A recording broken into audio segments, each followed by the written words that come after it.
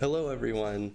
Today I'm going to be talking about my personal favorite top 10 cryptids from the Cryptid Nation Metazoo card set. And I take into consideration the actual cryptid backstory behind it, along with the card, and I guess just my personal feelings about the card. But our number 10, we have Squawk.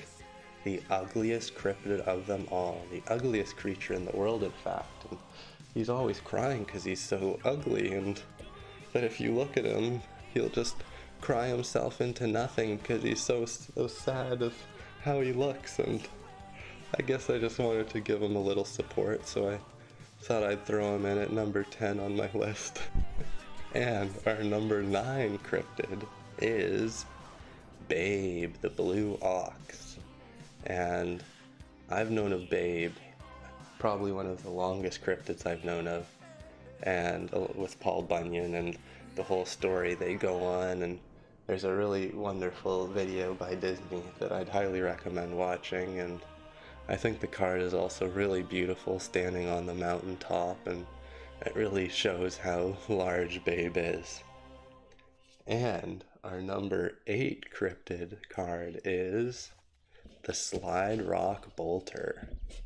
And I think the Slide Rock Bolter is really cool because kind of the story of the cryptid to me explains real life, and like you see those avalanche slide zones and it's kind of like, oh, that's the zone where the Slide Rock Bolter went through. Like it really looks like a huge animal or something went through, and I think the cryptid and the depiction of it is just a really cool thing. And our number 7 cryptid is the Funeral Mountain Terrashot. And that it may not be the most beautiful card that I saw, but I thought the story of the Funeral Mountain Terrashot was quite an interesting one, that it would walk down into the desert to its death and explode, releasing spores into the air that would go back onto the mountain and start a new generation of the Funeral Mountain Terrashot. And it reminds me of like salmon that would, and like praying mantis that kind of die in the process of reproduction, and along with many others, and like mushrooms that explode to release spores, and to a point the story behind it almost seems so real that it maybe could have existed, and being in the Death Valley environment, it was such a fragile ecosystem that the slightest bit of interruption could have destroyed it, and it became out of existence long ago. And our number 6 cryptid is the Fresno Nightcrawlers. I think they're just so fun and silly, and the story is not that exciting, but it's just a walking pair of pants, and I love the fourth wall effect as well, that the beastie cannot be contracted if you're wearing pants, because they are your pants. And I just think it's a super fun card, and I really like it because of that.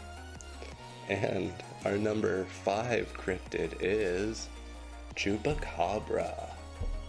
Now, I think Chupacabra is also one of my earliest known cryptids, and he was a childhood nightmare of mine to a point that I'd have lots of dreams about him or nightmares, and it definitely wasn't pleasant, but I've known about him for a long time, and the goat sucker, and he's kind of cool looking there in his grass, but definitely something that I've known about and I thought it was cool for a really long time.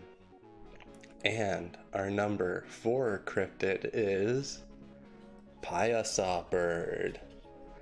I think this art is just such a beautiful card, and there's so many other cards that have Pilesaw Bird on them, and I think it's really cool references, and the real story behind the Pilesaw Bird was so interesting, and to a point he is really real. Like there was a mural painted on the wall, and you can go and see the mural if you want, and that's real. He's to a point real on the side of a mountain or a wall, and that the story makes me wonder the reality of him and what he is, and I just think he's really cool.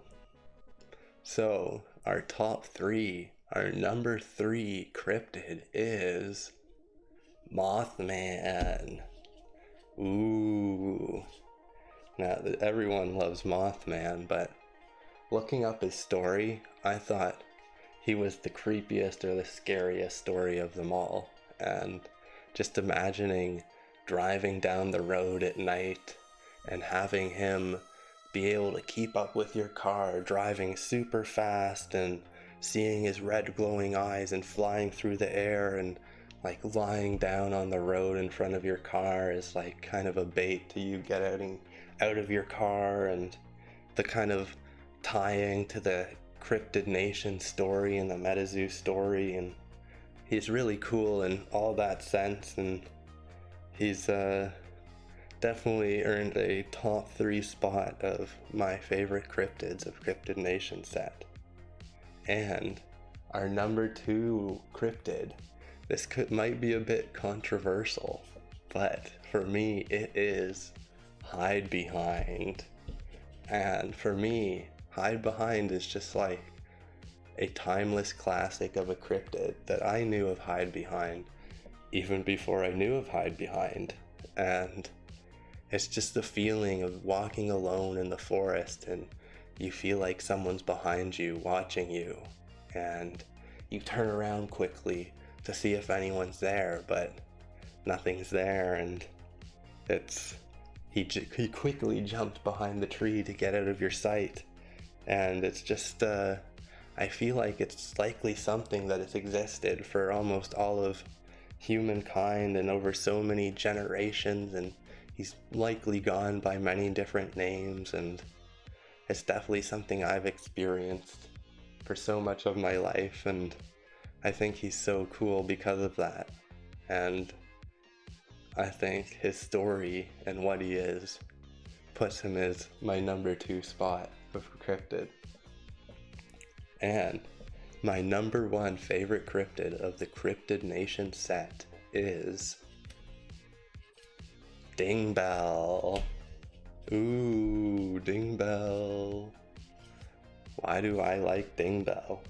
I think he is just a very fun cryptid, and he's another cryptid that kind of just explains real world things, although they may not be that exciting, but simply just mistakes in the office and things done, but oh, it was the Dingbell that did that, and I just think it's really cool, and I love their group of Dingbells is called a dong, and they're run by the Dingbell with the biggest wrench, and there's lots of different cards that have a Dingbell on them or reference it in some way, and the story with Sam Sinclair and Dingbell being in it, and also that I'm a Canadian and Dingbell is a Canadian cryptid, and I think all those things just make him my number 1 favorite cryptid of the Cryptid Nation set out of Metazoo. And we have one more as an honorable mention, the Gumbaroo. And I think the Gumbaroo is cool because just the card of and the story that he's essentially invincible to damage besides fire, and if you hit him with fire he explodes, and that this card that's essentially what he does. You do damage to him, it would go to 0, but if you touch him with fire he explodes. And I just think that's a cool card playability reference to the actual cryptid. So that was my top 10 favorite cryptids of Metazoo Cryptid Nation set, with lots of regard to the lore behind it and my personal feelings behind it. I know lots of people may have different feelings about their top 10 and that price, or that a lot of these aren't hollow, and you'd think, oh, the top 10 would be all hollows, but that's my personal favorites, and I hope you thought it was interesting and that you enjoyed the video. Thanks for watching and have a good day.